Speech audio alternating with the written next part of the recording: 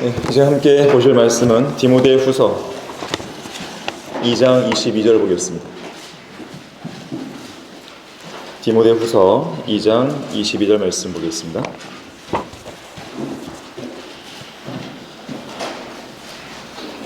다 찾았으면요, 한 목소리로 한번 읽어보겠습니다. 자, 시작. 너는 또한 젊음의 정욕을 피하고 오직 순수한 마음으로 주를 부르는 사람들과 함께 의와 믿음과 사랑과 화평을 추구하라. 자, 말씀을 위해 기도하겠습니다. 감사하신 아버지 하나님, 이 아름다운 학교를 세우시고 우리 아름다운 학생들이 주님 안에서 잘 성장할 수 있도록 선하게 인도해 주셔서 감사드립니다. 주님께서 원하시는 일꾼들이 이곳에서 잘 길러지고 있습니다. 또 각자가 가지고 있는 그런 지식의 분량이나 또 믿음의 분량 속에서 또 주님께서 효과적으로 역사하시는 그 능력으로 인해서 우리 학생들은 많은 것을 깨우치고 또 변화되고 있으며 또 주님께서 원하시는 그러한 인재들로 잘 빚어지고 있는 것입니다. 우리 학생들의 그 생애 가운데 주님께서 늘 동행해 주시고 어떠한 어려움과 고민과 또 갈등과 어려움이 있다 하더라도 항상 주님을 의뢰할 때 그 모든 문제들을 주님의 방법으로 해결해 주십시오. 주님께서 얼마나 위대하시고 또 전지전능하신지 또 얼마나 하나님께서 두려우신 분인지 우리 학생들이 늘 인지하고 주님과의 간단없는 교제를 지속해 나갈 수 있도록 도와주시기 원합니다. 이 시간 선포되는 말씀을 통해서 우리 학생들을 변화시켜 주시고 죄의 유혹을 이길 수 있는 그 강력한 힘을 우리 학생들 안에 지닐 수 있도록 도와주십시오. 주 예수 그리스도 이름으로 기도했습니다. 아멘. 죄의 유혹을 이기는 방법에 대해서 설교하겠습니다. 죄의 유혹을 이기는 방법. 예수 그리스도의 피를 통해서 구원받고 성령으로 거듭난 그리스도인도 죄를 짓는 것인가? 죄를 짓습니다. 물론 이 말은 우리가 죄를 지어도 괜찮다, 그런 식의 허가증이 아닙니다. 오히려 우리가 쉽게 죄를 지을 만큼 연약한 존재이니까 항상 경각심을 가지고 죄를 경계해야 된다는 그런 경고장으로 여러분들은 받아들이면 좋겠습니다. 구원받았다고 해서 죄에 대한 생각을 아예 안 하는 게 아니죠. 거듭났다고 해서 죄를 지을 계획을 전혀 안 세우거나 죄를 지으려는 위험천만한 계획을 실행으로 옮기지 않는 것도 아닙니다. 아무리 거룩하신 성령께서 우리 안에 영원히 내주하시고 또 영원히 함께 하신다 하더라도 죄를 짓고 싶은 그 욕망은 여전히 우리 안에서 때때로 매력을 느끼게 다가오고 있고 또 불일 듯 일어나고 있는 것이죠. 자, 그렇다면 영원한 생명과 영원한 하늘나라가 보장되어 있는 성도가 왜 죄를 짓는 것인가? 죄를 짓는 이유가 무엇인가? 육신 때문에 그렇습니다. 현재 우리가 옷 입고 있고 그 안에 살고 있는 육신 때문에 죄의 몸이 문제인 거죠. 이 몸 안에는 항상 죄악을 갈망하는 육신의 정욕, 안목의 정욕, 생의 자랑이 도사리고 있는 거예요. 언제든지 기회와 환경만 주어지면 밖으로 뛰쳐나올 그런 기세를 하고 있는 것이죠. 우리 그리스도인들이 따라야 할 롤 모델인, 가장 훌륭한 롤 모델인 사도 바울의 진지한 고백을 한번 들어보십시오. 바울은 로마서 7장 15절에서 이렇게 말합니다.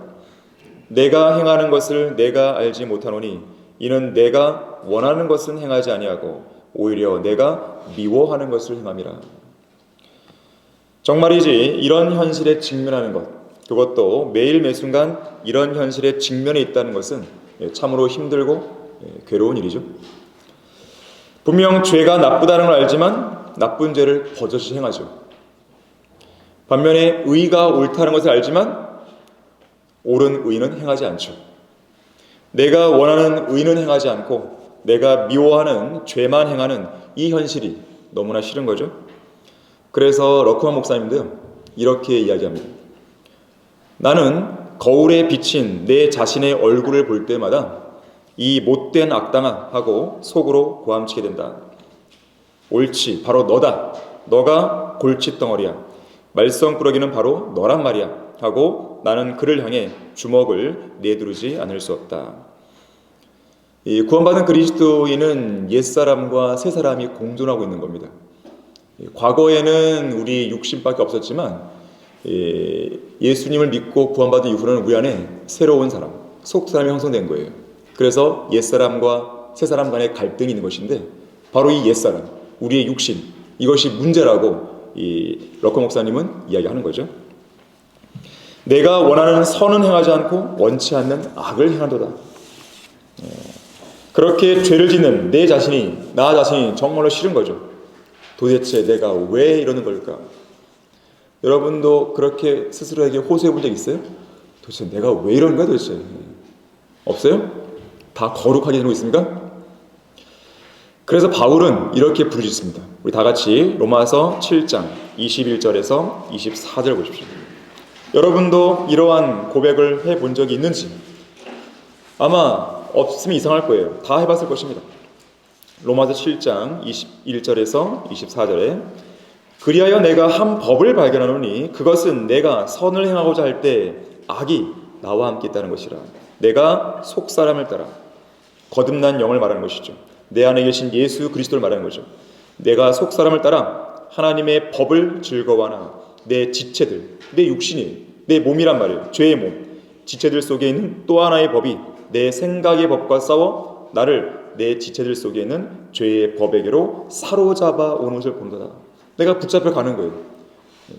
죄를 지으러 가버린 거죠. 그러니까 이렇게 고백하죠. 오 나는 비참한 사람이로다. 누가 이 사망의 몸에서 나를 구해낼 것인가. 이 선한 것이 전혀 없는 이 죄의 몸에서 누가 나를 구해낼 것인가 부르짖고 있는 거예요.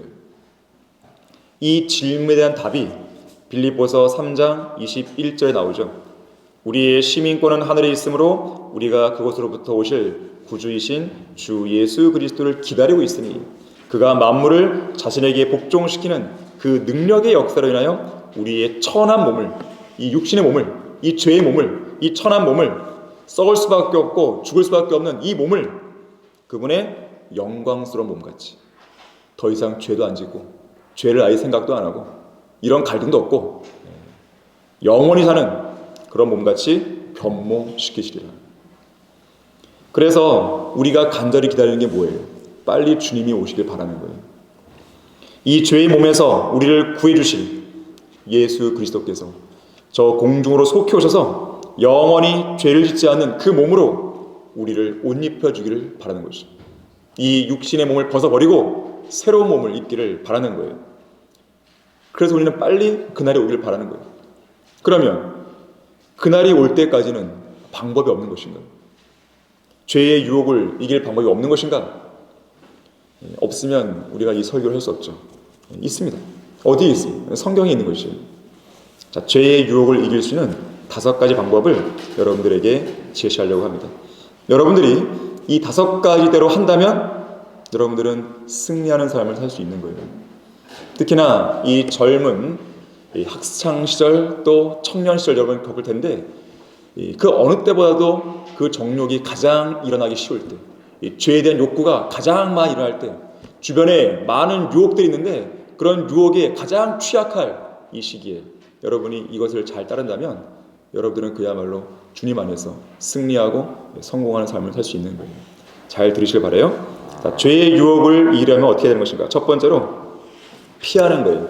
피해야 됩니다. 고린도전서 6장 18절에서는 음행을 피하라 그랬어요. 영어로 flee. 달아나다, 도망하는 거예요. 도망치는 거예요. 또 고린도전서 10장 14절에서는 우상 숭배를 피하라 그랬어요. 피해야 돼요. 우상 숭배에 덤벼서 싸워 이겨라. 그러면 안 합니다. 피하라 그랬어요. 달아나라, 도망치라는 거예요. 자, 죄는 피하는 게 상책이에요. 죄를 이겨보겠다고 죄와 맞서 싸우는 것은 용기가 아닙니다.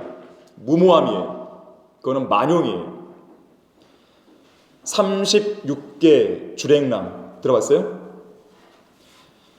이 36개라는 말은 이 손자병법 말고 사람들이 손자병법에 나오는 걸 알고 있는데 그렇지 않아요?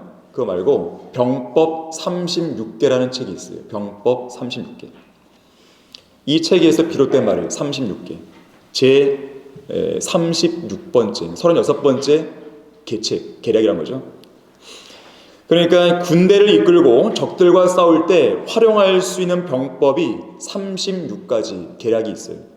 그 중에서 마지막 36번째 계략 제36계가 뭐냐면, 적들이 너무 강해서 어떤 방법을 써도, 앞에서 얘기했던 35개를 다 써도 통하지 않고 오히려 우리 아군이 궁지에 몰린다고 판단될 때는 주랭랑치라는 거예요. 도망치라는 거예요. 그것이 상책이라고 소개하고 있는 것입니다. 마지막 계책이. 다시 말하자면 도망친다는 것은 무조건 비겁한 행동으로 비난하지 말라는 거예요. 상황에 따라서는 도망치는 것이 현명한 계책이고 탁월한 전략이 될 수 있다는 거예요. 자, 죄는 막강한 적이에요. 죄는 누구라도 쓰러뜨립니다. 죄는 당대의 의인이자 의의 전파자요 의의 상속자였던 노아를 쓰러뜨렸죠. 포도주에 취하게 했잖아요. 또 죄는 믿음의 조상인 아브라함을 쓰러뜨렸죠. 죄는 하나님의 마음에 맞는 사람인 다윗을 쓰러뜨렸죠. 아무리 강한 믿음을 소유한 믿음의 용사랄지라도 죄로 인해서 넘어질 수 있는 거예요. 길을 가다가 여러분들이 죄를 만나거든 싸울 생각하지 마세요. 곧바로 뒤로 돌아 무조건 뛰세요. 도망가야 돼요. 어디로 뛰어야 돼요? 또 다른 죄로 뛰면 안 되겠죠. 예수 그리스도께로 뛰어가는 거예요. 하나님의 의가 통치하는 안전지대를 향해 뛰어가야 됩니다. 창세기 39장에는 형들로부터 미움받고 버림받은, 그래서 이집트의 종으로 팔려간 요셉이 나오죠. 이 요셉이 죄의 유혹을 이긴 사건 하나가 나옵니다. 요셉은 어머니 라헬을 닮았기 때문에 매우 수려하고 잘생긴 청년이었어요. 바로 이 요셉을 포티발의 아내가 유혹한 거죠. 포티발의 아내는 날마다 요셉을 유혹했다고 성경에는 기록되어 있어요. 날마다. 그리고 그때마다 요셉은 그녀의 유혹에 경청하지 않았어요. 아예 그녀의 그 말을 듣지도 않은 거예요. 심지어 그녀와 함께 있지도 않았어요. 자리에 동선 안 한 거예요. 있으면 계속 유혹이 오니까 아예 같이 있지 않은 거죠. 다시 말하자면 죄를 짓지 않기 위해서 죄를 피한 거예요. 포티발의 아내를 멀리한 거예요. 즉 죄를 멀리한 겁니다. 그런데 한 번은 요셉이 업무를 보기 위해서 포티발의 집으로 들어갑니다. 그때 집안의 사람들이 아무도 없다는 것을 확인한 이 포티발의 아내가 또다시 요셉을 유혹해요. 이번에는 아예 요셉의 옷까지 붙잡고 늘어지죠. 도저히 빠져나갈 수 없는 불가항력적인 유혹이 요셉을 엄습한 것입니다. 어떻게 했을까요? 창세기 39장 12절에 보니까 그런 유혹을 받은 요셉이 자기 옷을 그녀의 손에 두고 도망하여 빠져나왔다고 했어요. 도망하여 빠져나왔다고.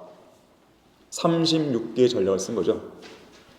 요셉은 죄의 유혹을 내가 한번 믿음으로 이겨보겠다 하면서 그 자리에 버티고 서 있지 않았습니다.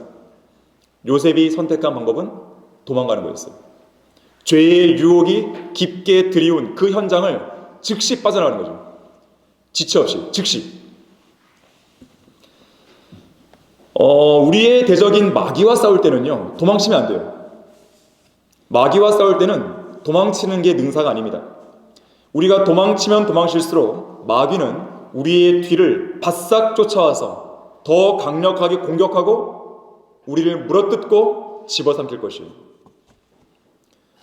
요즘 캐나다에는 산속에 사는 불곰이 먹을 것을 찾아서 사람들이 사는 마을로 종종 내려온다고 그래요. 곰을 만났을 때 어떻게 합니까?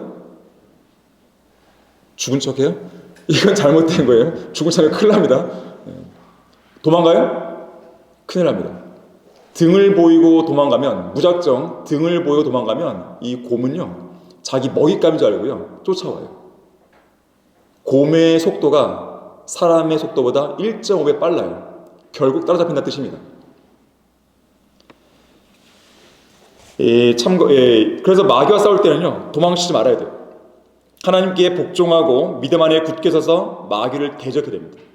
하지만 죄는 대적하는 게 아니에요. 죄는 피해야 돼요. 자, 죄의 유혹을 이기려면 어떻게 됩니까? 두 번째로 죄를 지을 수 있는 상황을 아예 만들지 마세요. 아예 상황 자체를 만들면 안 됩니다. 왜냐하면 누구나 죄를 지을 수 있는 상황에 처하면 100% 죄를 짓습니다. 당연한 것이에요. 자, 일부러 죄를 지을 상황을 만들어서도 안 되겠지만 혹시라도 내가 의도하지 않았는데 그런 죄를 지을 수 있는 상황과 여건이 주위에 마련되어 있다면 하루빨리 그런 상황을 제거하세요. 제거하셔야 돼요. 주변 청소를 하셔야 됩니다.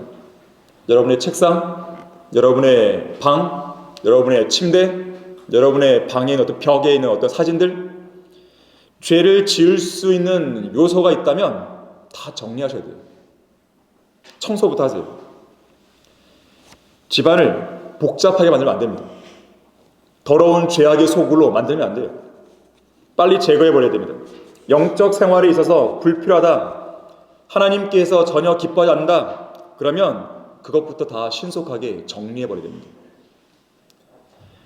호수 근처에 살고 있는 한 소년이 있었습니다. 아버지는 이 소년에게, 이 아들에게 항상 신신당부하기를 절대로 혼자서 수영하는 것은 위험하니까 혼자서는 수영하러 가면 안 돼 라고 늘 당부했어요. 하지만 어느 날 이 소년이 혼자 호수에서 수영하는 모습을 아버지가 목격합니다. 당장 아들을 물속에서 끌어내서 호되게 질책했어요. 그러자 이 소년이 아빠에게 이렇게 말합니다. 아빠, 저는 그냥 호수 근처에 놀려고 간 것이지 원래부터 수영하려고 간 게 아니었어요. 그런데 어쩌지 하다 보니까 수영까지 하게 된 거예요. 그러자 아버지가 묻습니다. 그러면 호수 근처에 그냥 놀러 간다는 사람이 왜 수영복을 챙겨간 거니? 아, 그건 혹시라도 수영하고 싶은 유혹이 생길까 싶어서요. 자, 이것이 바로 죄의 유혹에 쉽게 반응하는 사람들의 일반적인 본성이에요.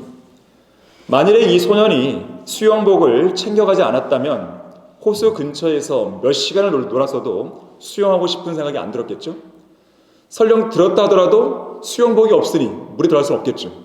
자, 환경 자체를 만들지 말라는 거예요.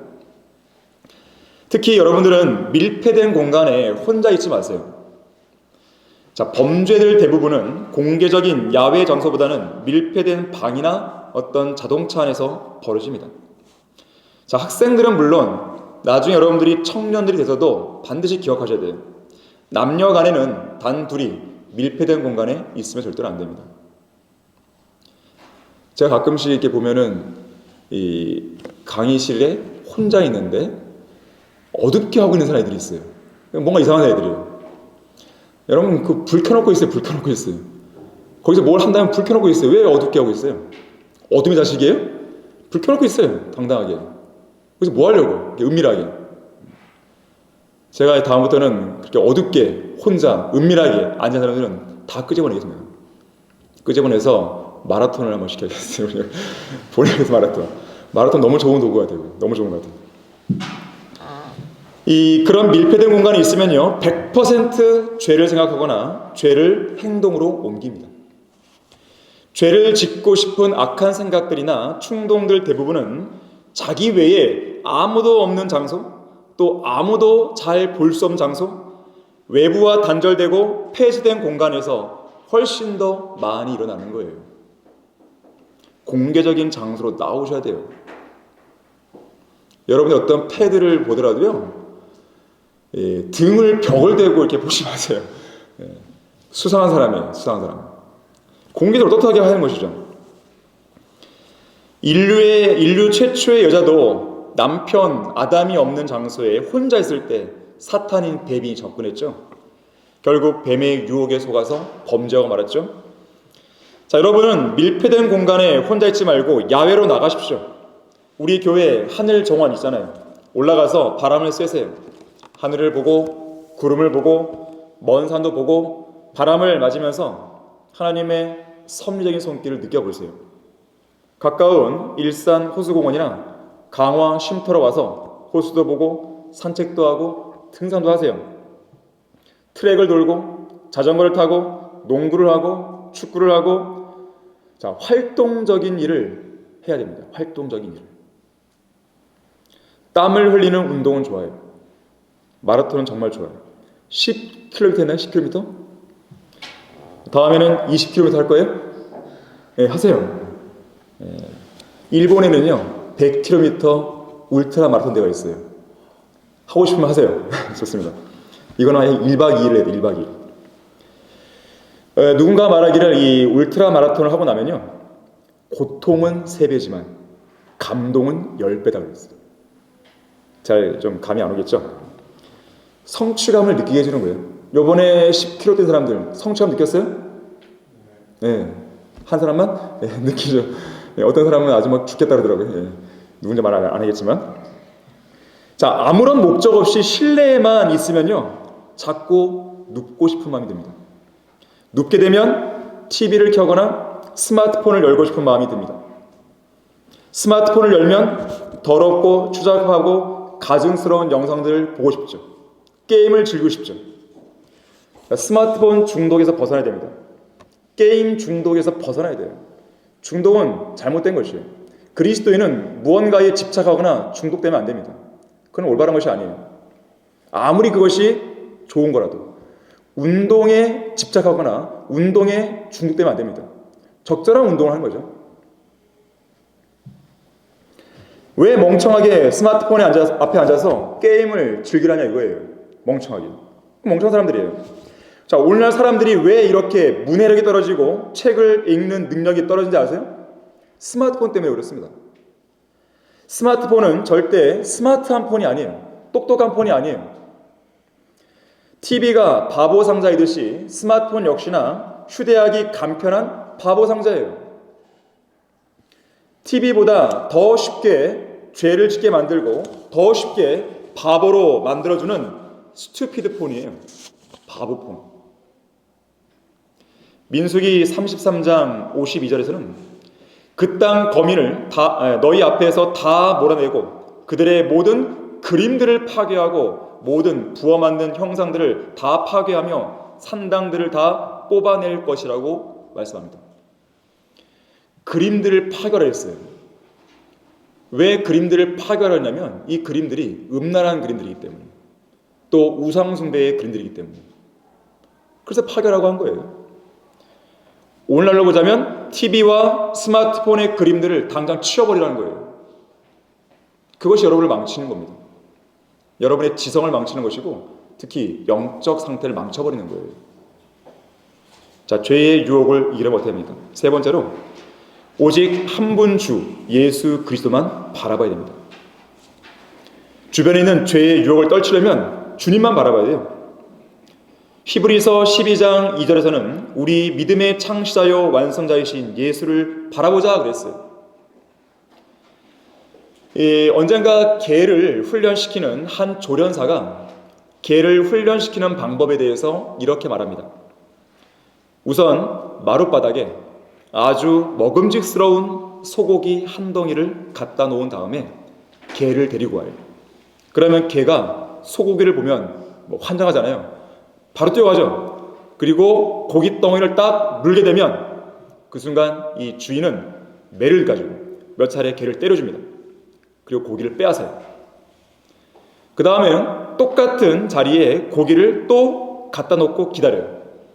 그러면 또다시 개가 고기를 먹기 위해 오겠죠? 그때 주인은 안 되라고 큰 소리로 단호하게 명령한다 그래요. 그러면 흠칫 개가 멈춰섭니다. 이런 식으로 여러 번 반복 훈련을 하고 나면 개의 태도가 달라져요. 이제는 맛있는 고깃덩이를 눈앞에 갖다 놔도 고깃덩이를 쳐다보는 게 아니라 주인을 바라본다 그래요. 주인이 뭐라고 명령하는지 주인의 몸짓과 행동을 주목하는 것이죠. 오직 주인의 명령에 따라 고깃덩이로 달려들지 아니면 제자리에 그대로 멈춰 있을지 그 다음 행동을 취하기 위해서 주인을 빤히 쳐다본다 그래요. 고깃덩이는 안 봐요. 자, 우리 그리스도인도 마찬가지예요.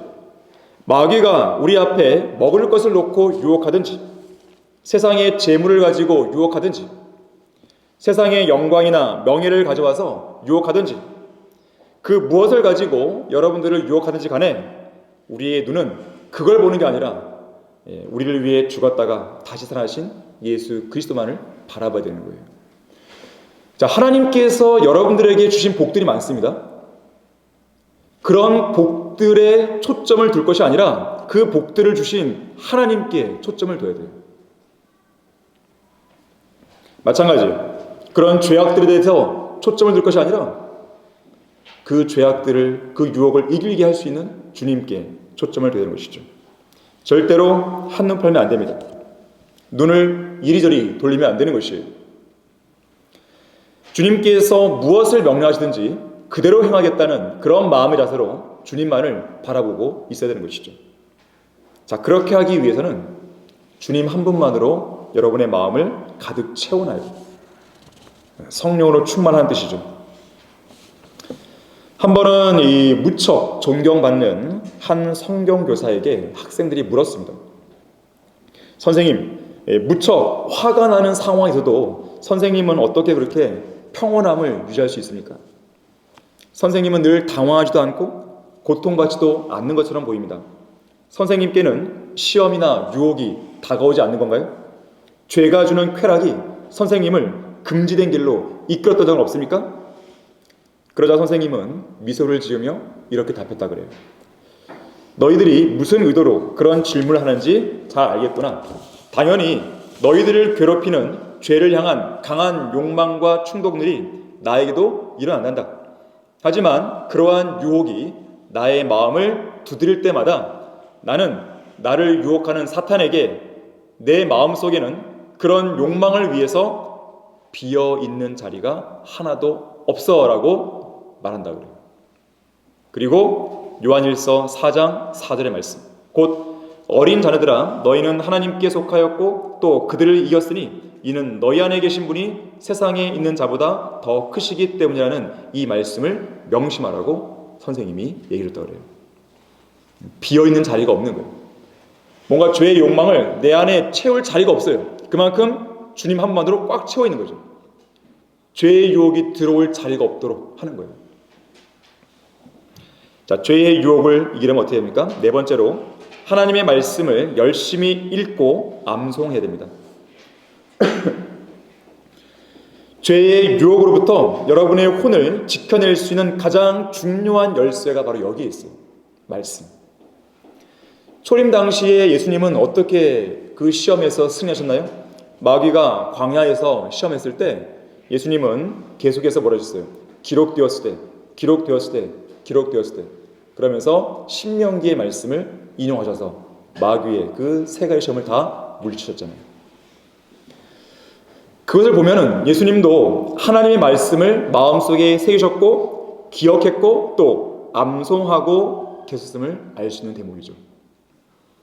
자, 여러분도 각종 여러 가지 상황에서 죄의 유혹을 받을 때마다 각 상황에 따라 유혹을 이길 수 있는 그 말씀이 여러분 안에 순간적으로 떠오를 정도로 암송하고 말씀에 익숙해 있어야 돼요.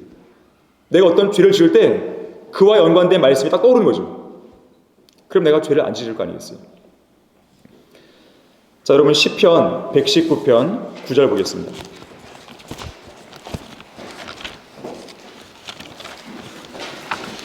시편 119편 9절부터 11절 말씀인데요. 자, 이 말씀을 여러분들이 반드시 마음속에 새겨놔야 됩니다. 청년이 무엇으로 자기 길을 정결케 하리까? 자, 자기 길을 정결케 하는 방법이 나오죠. 쉽게 말하면 죄의 유혹을 이기는 방법이죠. 주의 말씀을 따라 조심할 것입니다. 주의 말씀을 따라 조심하려면 말씀을 알아야겠죠. 기억할 수 있어야겠죠. 내가 전심으로 주를 찾았으니 오 나로 주의 계명에서 벗어나지 않게 하소서. 주의 말씀을 내 마음에 간직하였으니, 간직하려면 암송을 해야 되는 거예요. 이는 내가 주께 범죄치 아니하려 합니다. 말씀을 간직한 목적을 봤더니 주 앞에서 범죄하지 않으려고. 자, 거기 119편 133절도 보세요. 나의 걸음들을 주의 말씀에 고정시키시어 어떤 악도 나를 주관하지 못하게 하소서. 여러분의 걸음들을, 인생의 걸음을, 매일매일의 발걸음을 하나님의 말씀에 고정시키면 죄가 여러분을 주관하지 못합니다. 반면에 여러분의 발걸음을 말씀에 고정하지 않고 세상적인 것, 육신적인 것, 어떤 죄악에 고정시키면 결국 죄악이 여러분의 마음을 주관할 것이요. 성경은 여러분을 죄로부터 멀어지게 하지만 죄는 여러분을 성경으로부터 멀어지게 한다는 말이 있어요. 이 미국의 제22대 또 제24대 대통령인 클리블랜드가 있습니다. 이 클리블랜드가 젊었을 때 있었던 일이에요. 당시 클리블랜드는 어느 변호사를 보조하는 일을 하고 있었는데요. 하루는 품성과 행실이 너무나도 악한 친구의 유혹에 빠져서 술을 마시러 가는 중이었습니다. 자, 그런데 그 순간 죄의 삭슨 사망이라는 이 말씀이 그 마음속에 불현듯 떠올랐어요. 그러면서 그 말씀이 클리블랜드의 마음을 사로잡습니다. 그래서 친구에게는 핑계를 대면서 이렇게 말하는 거죠. 모처럼 이렇게 만났는데 지금 당장 내가 해야 할 일이 있다는 것을 깜빡했어. 어쩔 수 없이 나는 가야겠어.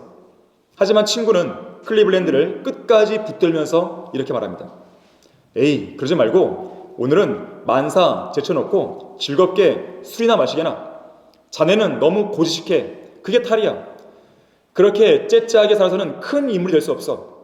자네도 항상 훌륭한 사람이 되겠다고 그렇게 말하지 않았나?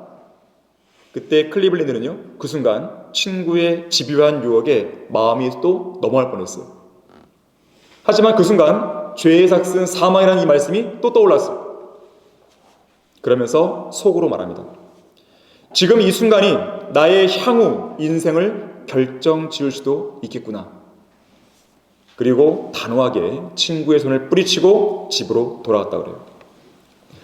이후 클리블랜드는 열심히 돈을 벌어서 공부한 끝에 교도소 간수장을 지냈고, 이후에는 시장이 되었고, 이후에는 지사가 되었고, 드디어 대통령의 자리까지 올랐습니다.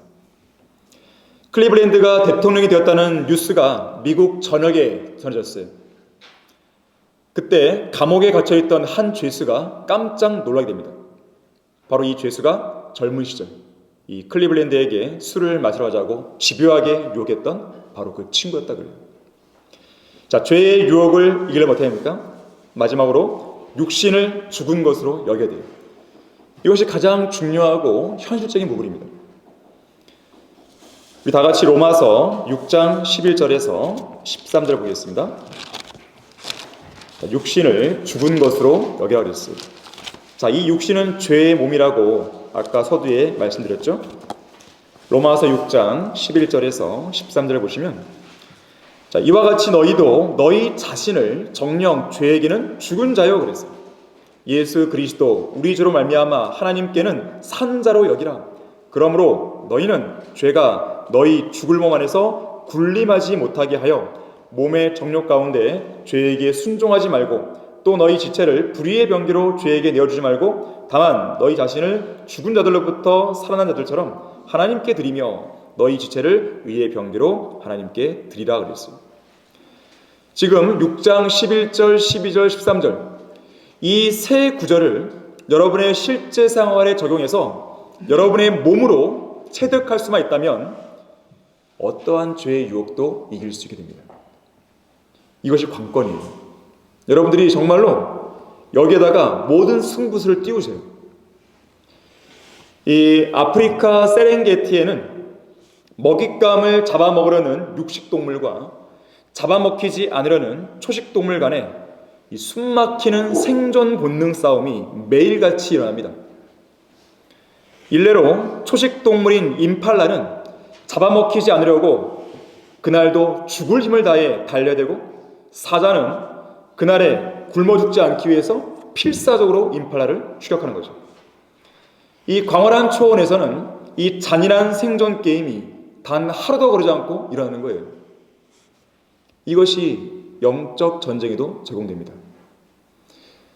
울부짖는 사자처럼 삼킬 자를 찾아 두루 다니고 있는 마귀는 바로 자기의 먹잇감을 잡기 위해서 오늘도 분주하게 움직이는 거예요. 자, 그리스도인은 마귀의 먹잇감이 되지 않기 위해서 분주하게 또 싸워야 되는 것이죠. 사자는요, 자기가 한번 목덜미를 문 임팔라가 살려고 발버둥친다 해서 순순히 놓아주지 않습니다. 아유, 불쌍하네 그러면서 안 놓아줘요. 오히려 더 숨통을 끌어놓기 위해서 강한 턱과 이빨로 더 강하게 불죠. 죄와의 치열한 싸움은 마찬가지예요. 사탄은 어떤 특정한 죄의 미끼를 문 성도를 순순히 풀어주지 않습니다. 거기에는 어떠한 동정심도 어떠한 배려도 없어요. 하나님의 자녀들이 그 죄의 덫에 완벽하게 걸려들 때까지 집요하게 유혹하고, 일단 그 유혹에 걸려들면 맥을 못 출 때까지 집요하게 물어뜯고 잡아당기고 끌어내리고 완전히 주저앉게 만드는 거예요. 죄에 중독된다는 것은 바로 이런 거예요. 영국의 시인 W.H. 오든이라는 시인이 이렇게 말했어요. 모든 죄는 중독성이 있다. 그리고 그 중독이 끝나는 곳에는 지옥이다. 그랬어요. 죄는 구원받은 성도들을 포기하지 않습니다. 포기한다면 그건 죄가 아니에요. 그러면 어떻게 돼요? 여러분이 포기해야 되는 거예요. 죄는 여러분을 안 포기합니다. 여러분이 죄를 포기해야 되는 거예요. 죄를 포기하려면 어떻게 됩니까? 육신을 죽은 것으로 여기게 되는 거예요. 육신은 계속해서 죄에 대한 매력을 느낍니다. 세상에 대해 매력을 느끼는 거예요. 자, 그때마다 너는 죽었어. 너는 죽었어.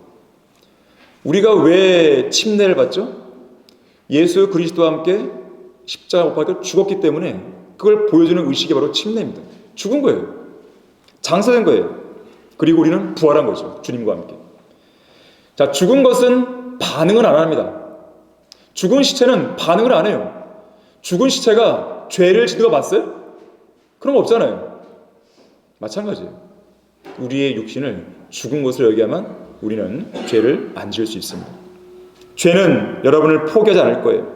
죄는 여러분의 육신을 거점을 삼아서 여러분을 계속해서 괴롭힐 거예요. 여러분을 집요하게 붙들고 늘어질 거예요. 포티바리 아내처럼. 죄가 여러분을 포기하는 일은 절대로 안 일어납니다. 우리가 포기해야 돼요. 우리가 죄를 포기하는 것이 더 빨라요. 우리의 육신을 죽은 것으로 여기는 순간 우리는 죄를 포기할 수 있는 거예요. 결론을 맺겠습니다. 사탄이 우리를 유혹할 때 즐겨 사용하는 4마디 말이 있어요. 첫 번째, 이 정도는 괜찮겠지. 하지만 작은 실수 하나가 그 사람을 덫에 걸리게 할 수 있음을 기억해야 돼요. 큰 물고기도요, 작은 미끼 하나에 걸리잖아요. 두 번째, 이번 딱 한 번인데 뭘, 이런 거예요. 이번 딱 한 번인데. 사탄은 항상 딱 한 번이라는 말을 유혹의 강력한 무기로 삼습니다. 그 한 번이 2번이 되고 2번이 3번이 되는 거예요. 결국 중독되는 거예요. 죄는요, 초장에 끊어버려야 됩니다. 한 번 허용하면 그 다음 걷잡을 수 없이 마귀는 그 사람을 옥죄어오는 것이죠. 세 번째, 너는 아직 젊어, 이 말이에요. 너는 아직 어려. 사탄은 말씀에 여러분이 순종하려 한다든지 주님을 위해서 여러분이 헌신하려 할 때 마귀는 귀에 속삭입니다. 너가 헌신하기에는 아직 젊어, 아직 어려. 조금만 더 세상에서 즐기다가 헌신해도 늦지 않아. 이런 유혹에 넘어가서 젊은 시절을 허송세월하고 후회의 눈물을 흘리는 성도가 한둘이 아닙니다. 네 번째, 누구나 다 이렇게 사는데. 자, 성경은 우리에게 좁은 문으로 들어갈 걸 강조하죠. 자, 인생의 한순간의 결정이 평생을 좌우할 수 있어요. 아니, 영원한 삶의 성패를 좌우할 수 있습니다. 여러분의 한순간의 결정이 그리스도의 심판석을 좌우하는 거예요. 주님을 위해 몸을 드리는 일은 빠르면 빠를수록 좋습니다. 죄를 짓는 일을 중단하는 일은 빠르면 빠를수록 좋은 거예요. 저는 여러분이 TV, 스마트폰, 게임, 영상 등 세상적인 것들과 육신적인 것들, 특히 죄에 중독되지 않기를 바랍니다. 중독되어 있다면 지금 당장 빠져나와야 돼요. 혼자 나오기 힘들면 선생님들의 도움을 받으세요.